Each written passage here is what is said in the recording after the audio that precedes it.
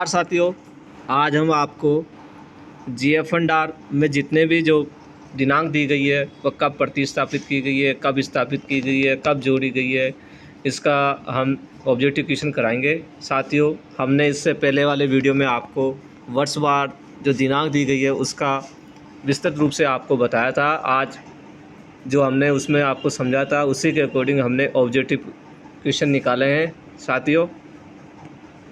और हम आपको पूर्व में भी मैंने आपको बताया था, हमने RSR की एक पुस्तिका भी निकाल ली है आप लोगों के मार्गदर्शन के लिए DLS पब्लिकेशन के माध्यम से। इसमें हमने चैप्टर वाइज हमने आपको ऑब्जेक्टिव क्वेश्चन दिए हैं, जितने दिनांक प्रतिस्थापित है उनके भी चैप्टर वाइज दिए हैं हमने। अधिनियम, नियम, विगत प्रश्न सभी का हमने इसमें उल्लेख किया है साथियों। और हम जल्दी ही कोशिश करेंगे आप लोगों के लिए GFR की ऑब्जेक्टिव पुस्तिका निकालने की। यदि नहीं निकाल पाए तो हम आपको PDF उपलब्ध कराएंगे साथियों। किसी प्रकार के मार्गदर्शन की यदि आपको आवश्यकता है तो आप मेरे मोबाइल नंबर 9785070940 पर संपर्क कर सकते हो साथियों। अब हम चर्चा करते हैं ऑब्जेक्टिव क्वेश्चन पर GFR के। ठीक है। ई फोकस पॉइंट शाखा की परिभाषा कब अंतः स्थापित की गई? दिनांक 11/9/2013 को, दिनांक 29/5/2020 को, दिनांक 11/9/2020 को, दिनांक 29/5/2013 को। तो साथियों आपको आंसर देना है दिनांक 11/9/2013 को। ठीक है। ई फोकस पॉइंट शाखा साथियों, हमने कोशिश किया है एक ही क्वेश्चन को 2 बार या 3 बार बनाने का। ऑब्जेक्टिव किसी प्रकार से आए आप उसको देखते ही कर सके। ई फोकस पॉइंट शाखा की परिभाषा कौन से नियम में दी गई है एवं यह कब अंतः स्थापित की गई? साथियों इसमें दोनों चीज़ें दी गई है हमने, कब तो ये परिभाषा दी गई है, कौन से नियम के तहत तो कब यह अंतः स्थापित की गई। नियम 2-3 का क में दिनांक 11/9/2020 साथियों, ऑप्शन का ध्यान रखना।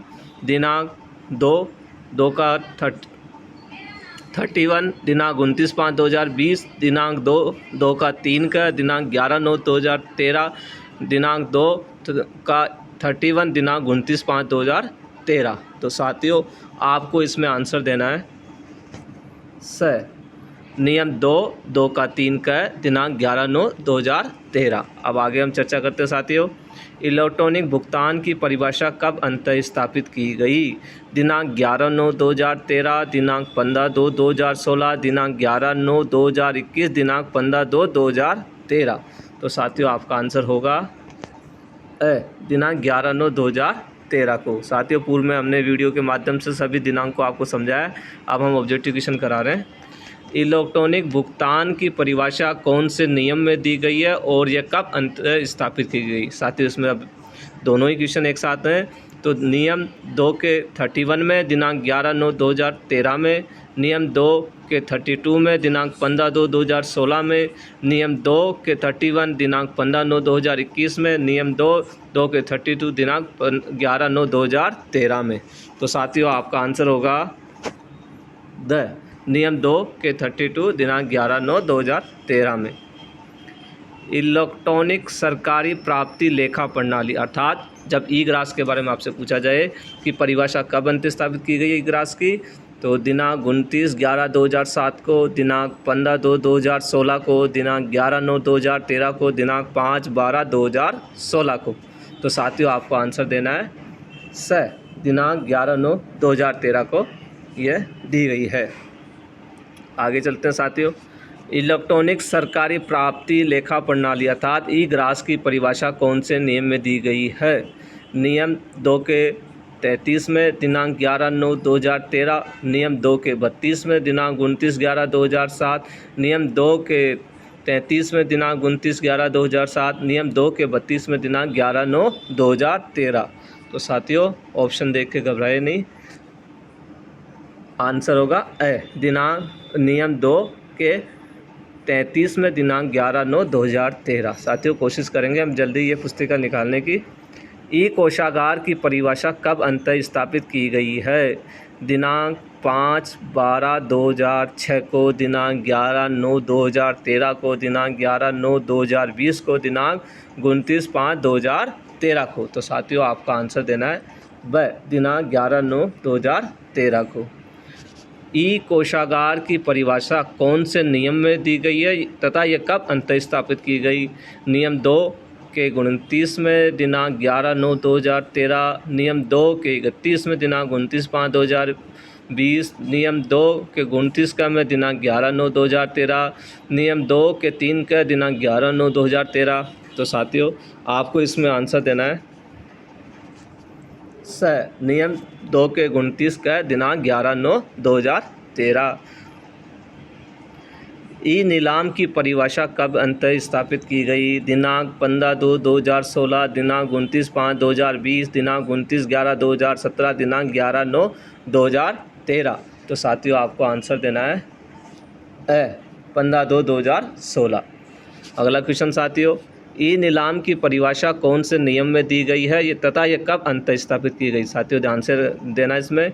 नियम 2 के 34वें दिनांक 11/9/2013, नियम 2 के 34वें दिनांक 29/11/2007, नियम 2 के 34वें दिनांक 17/6/2017, नियम 2 के 34 दिनांक 15/2/2016। तो साथियों आपको आंसर देना है दिनांक 2 के 34वें 15/2/2016। ई संधाय की परिभाषा कब जोड़ी गई? दिनांक 5/12/2006 को, दिनांक 11/9/2013 को, दिनांक 15/2/2016 को, दिनांक 29/11/2007 को। तो साथियों आपको आंसर देना है दिनांक 29/11/2007 को। साथियों हम कोशिश कर रहे हैं आपको ये ऑब्जेक्टिव पुस्तिका जल्दी निकालें, और इस ऑब्जेक्टिव पुस्तिका की हमारी RSR की जैसे ही खासियत रहेगी हम इसको चैप्टर वाइज देंगे आपको। ई संधाय की परिभाषा कौन से नियम में दी गई है, यह कब जोड़ी गई?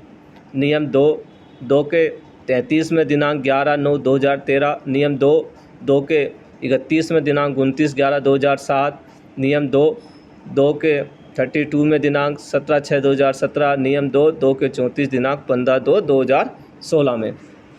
साथियों आपको आंसर देना है नियम 2 के 31 दिनांक 29/11/2007 में इसको उल्लेख किया गया है। कार्यालय अध्यक्ष अपने अधीन किसी भी राजपत्रित अधिकारी को वेतन बिल पर हस्ताक्षर करने हेतु अधिकृत कर सकता है, सिवाय राजपत्रित अधिकारी के वेतन बिल के। तो यह कौन से नियम में दिया गया, ये कब जोड़ा गया साथियों? महत्वपूर्ण है। नियम 3 का क में दिनांक 11/9/2013, नियम 3 के ख में दिनांक 11/9/2013, नियम 3 क में दिनांक 25/5/1994, नियम 3 ख दिनांक 25/5/1994। तो साथियों आपको इसमें आंसर अभी हम आगे कराएंगे। अभी बहुत से क्वेश्चन अभी बाकी हैं हमारे अलग अलग चैप्टर वाइज। अगले वीडियो में हम आपको सभी क्वेश्चन कराएंगे धीरे धीरे एक एक करके।